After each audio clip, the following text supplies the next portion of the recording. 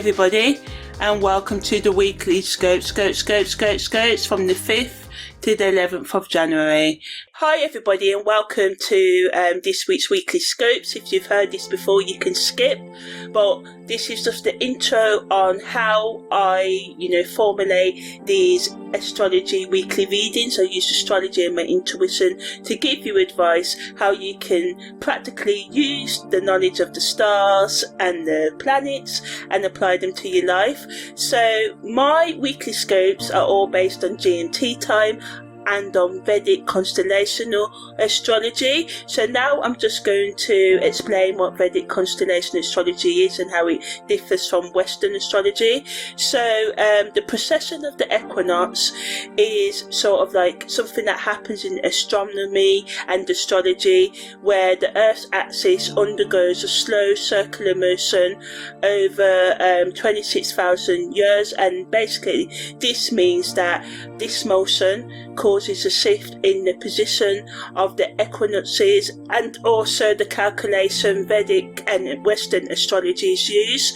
So around 2,000 years ago, the tropical and sidereal Vedic astrology signs of astrology were aligned in the same position. So if the sun was in Scorpio in Vedic astrology, it was also in the constellation of Scorpio in Western astrology. But because of the precession of the equinoxes, this has caused a gradual westward sort of like drift of the tropical Western signs. So basically these signs and the Western signs shift 1 degree with every 72 years. So as a result of this ongoing shift, when Western astrology says the sun is in the constellation of Pisces, it's typically in the constellation of Aquarius. Still, this is because the degree, orb and the date for Western and Vedic astrology are 24 degrees, 24 days apart. So in Western astrology, the sun enters the constellation of Pisces around the 19th of February each year, but actually the sun doesn't arrive into the constellation of Pisces until the 13th to the 15th of March each year. And Vedic astrology takes this into account because it's based on the fixed star positions, and Vedic astrologers use sidereal calculations. So as a result, Vedic astrology takes into account the actual positions of the constellations in the sky at any given time, and also considers the precession of the equinox, adjusting for the shift in the position of the equinoxes over time. But in terms of Western astrology follows the tropical zodiac, which is based on the seasons rather than fixed star positions. Western astrologers also do not directly account for the precession of the equinox in their calculations as well, so this results in slightly different calculations and interpretations that are given whether we're using Western astrology or Vedic astrology. So yeah, as I said, Western astrology uses specific dates. So every year, regardless of where the sun actually is at the sky, the sun moves into Pisces around the 19th of February. So yeah, this discrepancy, this misalignment between the tropical zodiac and the actual positions of the constellations has led to a discrepancy between Vedic astrology and Western astrology. So I consider the actual where the sun and the moon are and where Mars and Venus are at any given time, and this is how I formulate these sort of like weekly scopes. So yeah, thanks for listening to this, and let's dive into this week's weekly scope. Okay, so now I'm just going to explain what parallels and contra-parallels are in astrology, because I use them in my chart interpretation. So declination in astrology is the measure of how far a celestial body is, such as the sun, whether it's either north or south of the celestial equator. And the celestial equator is an imaginary line in the sky above the Earth's equator, which us astrologers use in our interpretation. So parallels happen when two planets are on the same declination. Either both planets are on the north side side, or either both planets are on the south side, and this alignment increases the influence of the involved planets. So it's similar to a conjunction aspect, as it amplifies their energy, making the effects of the planets more pronounced. Contra-parallels, on the other hand, happen when two planets are on the same declination, but one is in the north and one is in the south. So this alignment creates tension, which is similar to an opposition aspect, and it can lead to conflict, challenges and inner struggles between the energies of the planets involved.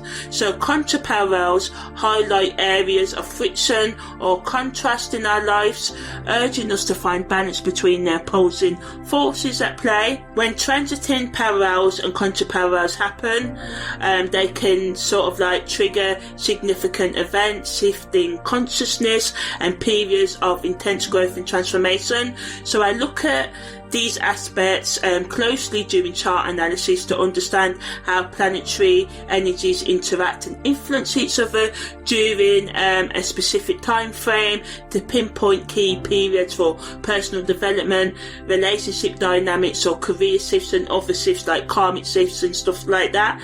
Because I just find using contra-parallels and parallels gives me more depth in interpretation, so I use them. So contra-parallels and parallels in astrology serve as markers for potential challenges or breakthroughs, guiding us towards more self-awareness, love, acceptance, understanding, forgiveness for ourselves and others, and shifts in consciousness and growth. So overall, just a shift in our mindset if we allow for it. So parallels and contra-parallels just kind of provide valuable insights into the complexities and nuances of the astrological interactions between planetary movements. So yeah, that's the end of what contra-parallels and parallels are.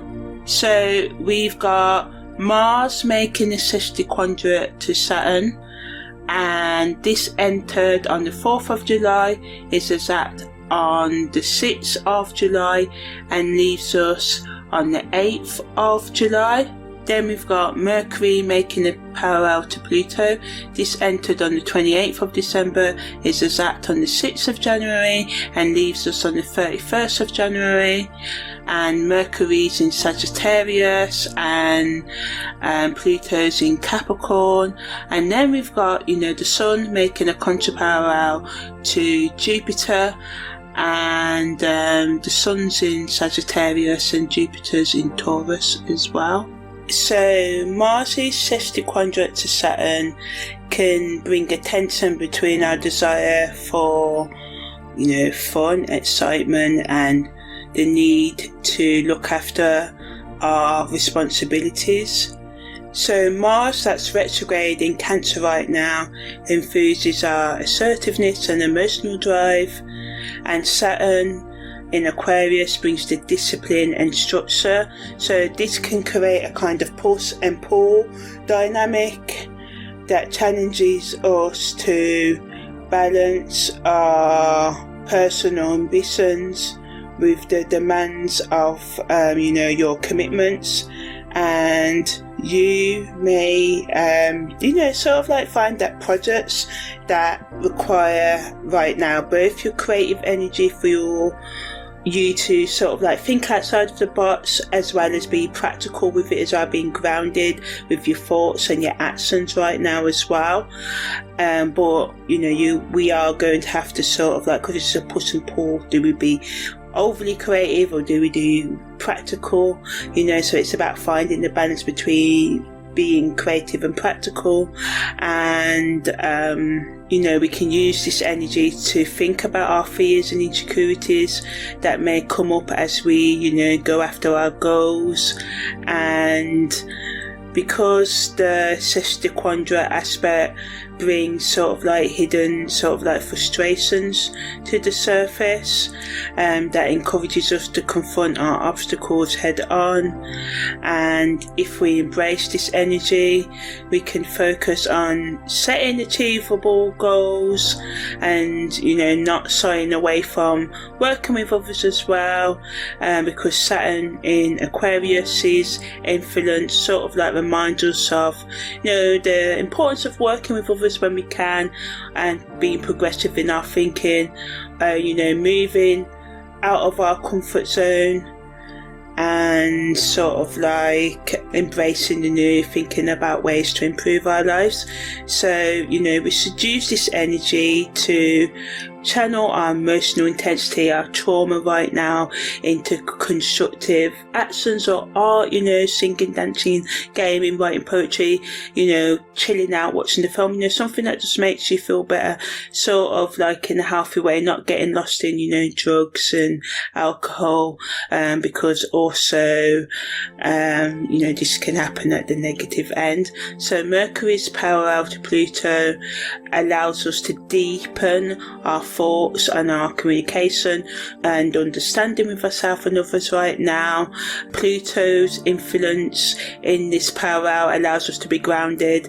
Sagittarius allows us to, you know, move forward and uncover hidden truths, or, you know, also another one that supports us in having those deeper conversations this week, engaging in deeper thoughts, you know, researching things, breaking free from outdated belief patterns and embracing more evolved perspectives.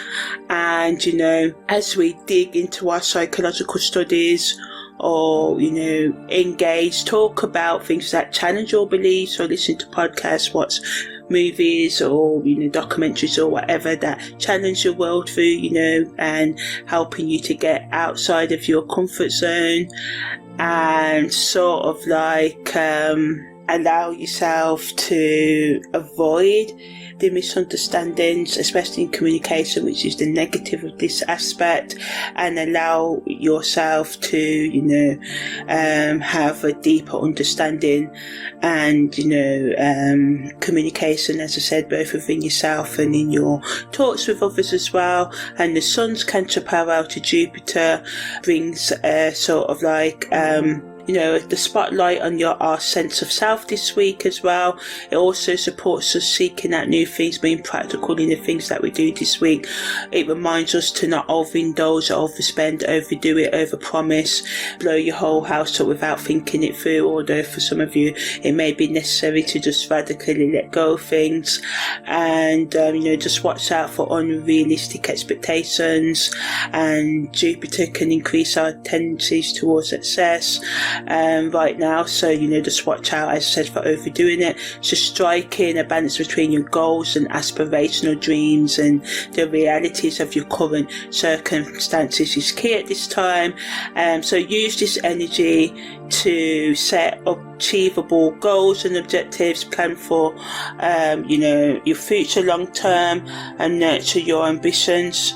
And, you know, you need to take a patient and steady approach, and spiritually it allows you to align with your higher purpose, and practically, and, you know, reinforce your sense of happiness and authenticity by seeking out tools that can help you in a grounded way make some improvements in your life this week. So if you're a content creator or you want some ideas for like your dream work or self-reflection, we can use this week's transits to explore, you know, really maybe listen to podcasts, seek out tools. So if you're a content creator, talk about the importance of setting goals, to-do lists. That's my target for 2025, is everything has a list and everything will get a tick when it's done, you know. And I hate that, I'm the spontaneous type, but as I've done this podcast over the few years now, I've done it, I've evolved, I've had to refine, and, you know, so yeah, talking about how we can navigate through our adversities, how to deal with the crap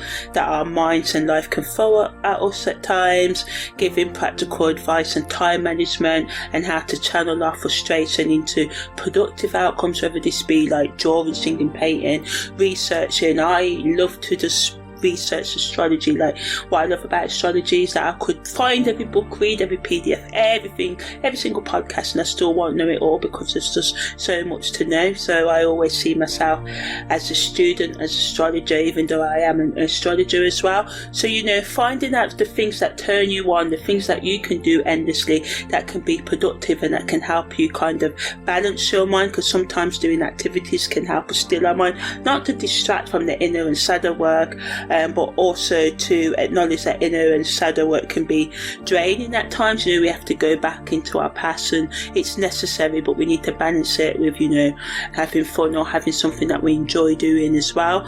So, you know, talking about how we can overcome setbacks in our life, how we can build more growth and resilience, how we can work on our transformation, our communication, and broadening, you know, our perspectives in life, opening up our minds as well. So yeah, this week's aspects want us to really focus about how we can be more truthful, more authentic in our life, talking about the power dynamics in our communication, or becoming aware of the power dynamics in our internal thoughts and our actions and relationships with others, giving tips and or finding out resources on how you can use your voice more effectively and be more transparent in your personal professional communication, and how to have, you know, those difficult confronting conversations, and, you know, how we can, you know, face things with more courage and clarity. And, you know, content creators can highlight themes of how we can be optimistic even when we are feeling sad, or life is really, you know, when life is sort of like, you know, just becoming difficult, giving tips on how to have the difficult conversations with more courage and clarity. A lot of the times it's the things that we don't say, and it can be scary, but a lot of the times, yeah, some of the things that people want to tell us or what we need to say can be hurtful in a way because we don't like truth, or we take it personally, even though it is sort of personal, you know. So it's about, you know, talking about how we can have those difficult conversations with ourselves and others, and how this can lead to profound growth and insight. Often in life we think we're doing the greatest thing by running into our distractions, Netflix and chilling, hookups and intoxicating substances and drugs, using them in excess, doing these things in excess. I'm not saying any of these things are right or bad, that's not my place, but I'm saying we escape, yeah, and we think it's pleasurable, but what happens when we're high? We always have to come down. So, you know, practically we have to build ourselves up so we can come to manage life and manage our internal moods, and this is how we can empower ourselves to take charge of our personal narratives, our personal stories, you know.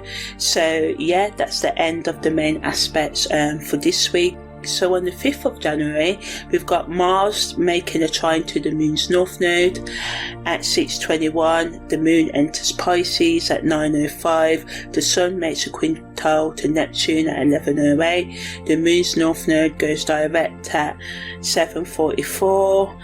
And Mars is in Cancer, and the Moon's North Node is in Pisces, and the Sun's in Sagittarius and Neptune's in Pisces, and these aspects are just going to last us for the next 3 to 4 days.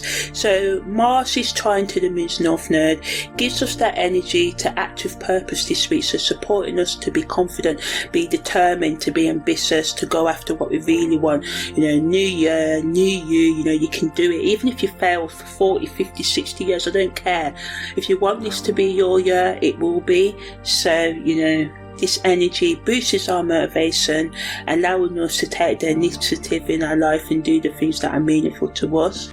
But we just need to watch out for being impulsive, and channel this energy into things that will really pay off in the long run. But we need to watch out for overextending and burning out and overstepping people's boundaries, or them overstepping us, because Mars, pussy, yeah, it's our drive, it's our sexual, our physical motivation drive, so it can be a lot of energy this week.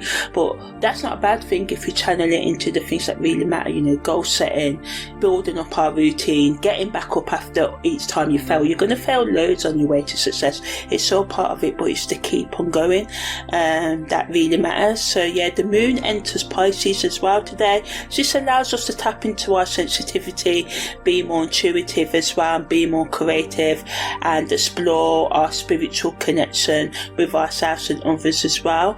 The Sun's quintile to Neptune kind of increases our imaginative abilities, and it provides a fertile ground for inspiration and creative expression.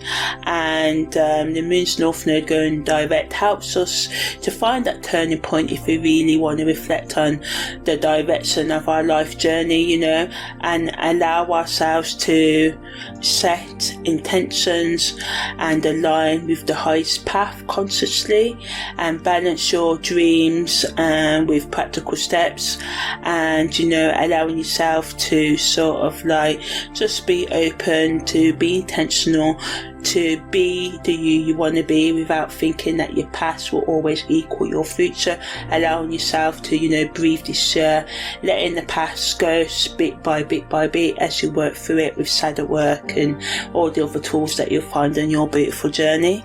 So on the 6th of January, Mercury makes a sesquiquadrate to Saturn at 1:05. Mercury makes a square to Neptune at 1:56. Mercury makes a parallel to Pluto, as I talked about earlier. It's exact at 3:41 p.m. Venus makes a semi-square to Chiron at 11:22 p.m. The Moon's North Node goes retrograde at 10:50 p.m. The Moon enters its first quarter moon phase at 11:57 p.m. and the Moon enters void of course at 11:57 p.m. as well. So we have a lot going on. So in terms of the Mercury sesquiquadrate to Saturn, when Mars is in Cancer and Saturn's in Aquarius, and Mercury square to Neptune when Mercury's in Sagittarius and Neptune's in Pisces, and Venus is semi-square to Chiron where Venus is in Aquarius and Chiron's in Pisces. So these aspects last us for the next 2 days, so today and tomorrow.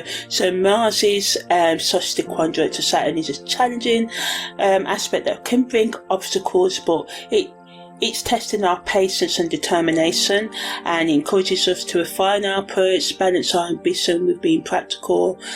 Mercury square to Neptune can kind of like cloud our judgment, making communication more challenging, and, you know, pushing sort of like misunderstandings. You know, it can just happen because we're feeling hazy, so it's important to check facts. Get someone to double check facts if you feel like you're hazy right now, or, you know, delay making important decisions. Stay grounded as much as you can, engage in healthy self-care, or seek out any tools that you need. We've got the Samaritans in the UK. If you're feeling down, you're feeling low, and you want to discuss like your mental, emotional, or any other health problem or anything else at all, you can phone the Samaritans or any other helpline in your country, you know, or if you don't have a helpline like that in your country, you can phone the Samaritans from outside the UK. And, you know, it really wants us to think about the illusions that are getting in the way of your decision making. Venus's semi-square to Chiron, you know, will bring up unresolved wounds. You know, it adds to the sort of like tendency for things to come up or experiences to trigger us this week, but also gives us that power to, you know, overcome them as well. And it may just also bring, you know, discomfort in our financial matters and relationships as well. So we just need to watch out for that. And the Moon's North Node going retrograde wants us to consider whether we are aligning with our true purpose.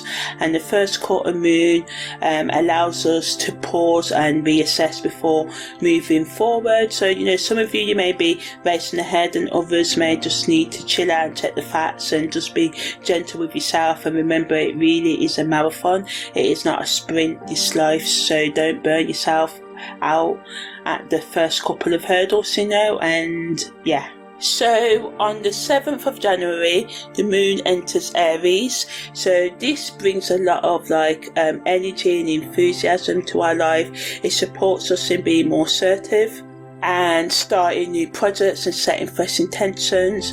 It can give us more confidence and over the next couple of days, and taking these practical steps, and it's a good energy to start things under, because if we continue them we can make rapid progress with this energy.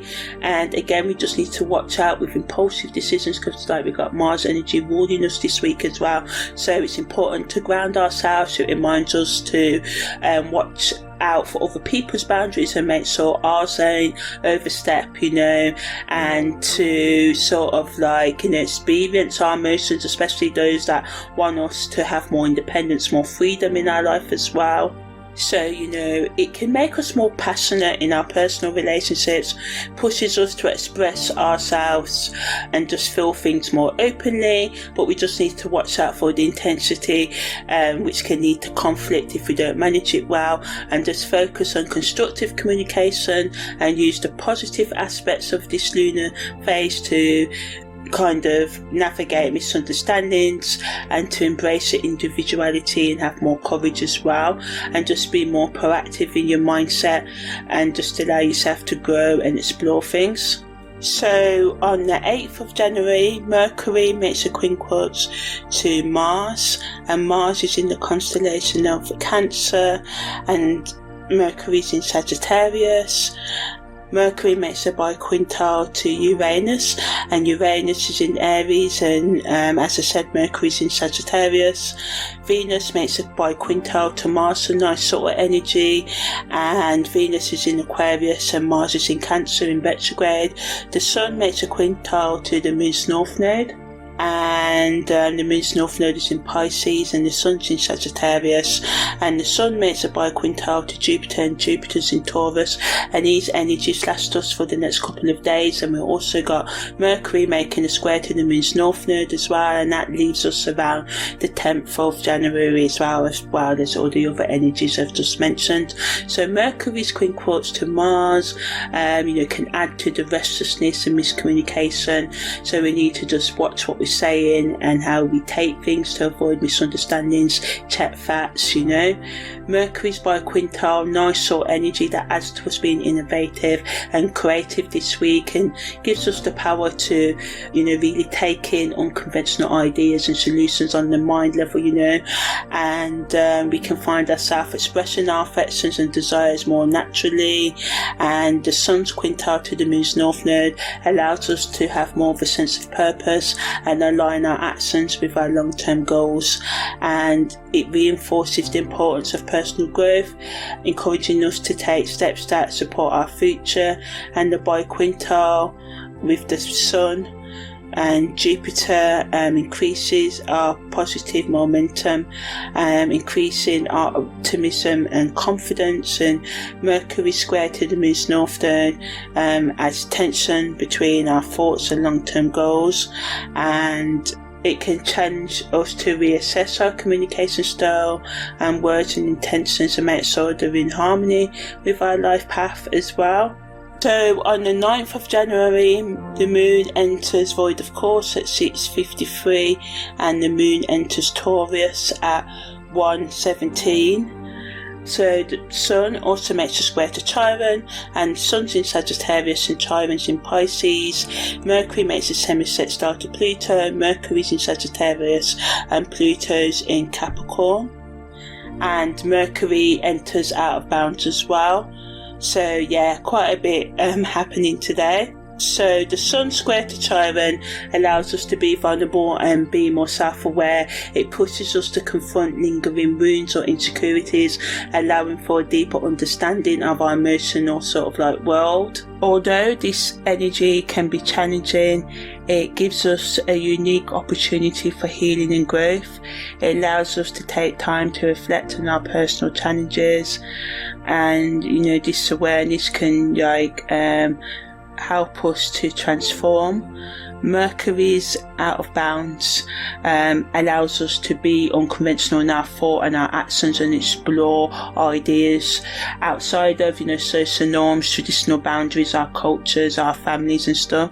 But we just need to watch out for misunderstandings that can come on with the moon going void, of course, and this can create a sense of confusion or a lack of clarity in our interactions and conversations as well. So we just need to watch out for that. And Mercury semi-sextile to Pluto invites us to explore hidden truths and engage in transformative, dialogue talks with ourselves or with other people.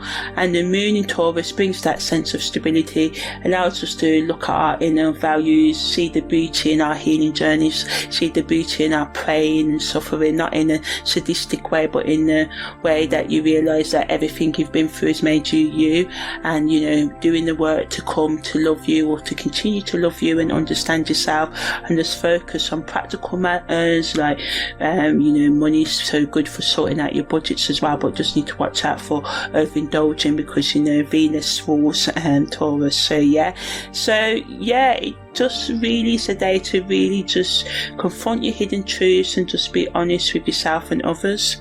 So on the 10th of January there's a gibbous moon at 10:20 and Mercury makes a quintile to Saturn, and Mercury's in Sagittarius and Saturn's in Aquarius, and this lasts us for the next couple of days. So the gibbous moon allows us to reflect on our intentions and desires and prepare for the upcoming full moon.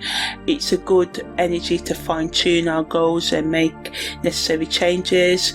Mercury's quintile to Saturn is soul energy, allows us to communicate complex ideas effectively, supports us in being more disciplined in our thinking, having more productive conversations, allowing ourselves to convey our thoughts with clarity and authority. And we can use this energy to sort of make our plans solid and engage in discussions that require our focus and responsibility. On the 11th of January the moon void of course starts at 3:16 a.m. The sun's exact contra-parallel to Jupiter is at 3:02 and the moon enters Gemini at 6:25. So I talked about the sun's contra-parallel to Jupiter earlier, and again, the moon void, of course, can just make us feel scattered, as I said earlier in the intro, and so we just need to watch out for that. And the contra-parallel to Jupiter, as I said, allows us to have a boost and be more optimistic this week, and the moon in Gemini allows us to be more curious as we finish up the weekend, and it's a good energy to use to connect with others, share ideas and explore different perspectives, take care of all sort of day-to-day communications, day-to-day paperwork and stuff like that as well. So that's the end of the weekly scope from the 5th to the 11th of January. Take care. My name's Amani, your holistic karmic astrologer, and thanks for listening. Bye bye.